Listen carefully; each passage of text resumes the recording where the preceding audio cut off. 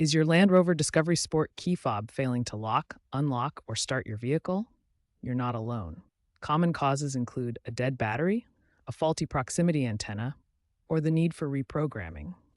Let's break down how to diagnose and fix these issues, focusing on the most frequent problems reported up to October 2025. First, the easiest fix: replace the battery. The Discovery Sport key fob typically uses a CR2032 battery.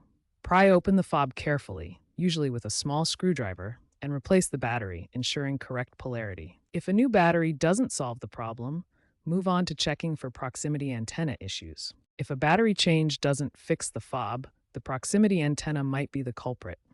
This antenna detects the fob's presence for keyless entry. Interference from aftermarket electronics like dash cams or physical damage can cause problems. You might need an OBD2 scanner to check for error codes like Euro 140, indicating communication loss with the body control module.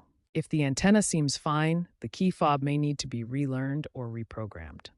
The official method, requiring 2 working keys, involves cycling the ignition and button presses in a specific sequence. For models that support it, also check the Land Rover In Control app for digital key options as an alternative.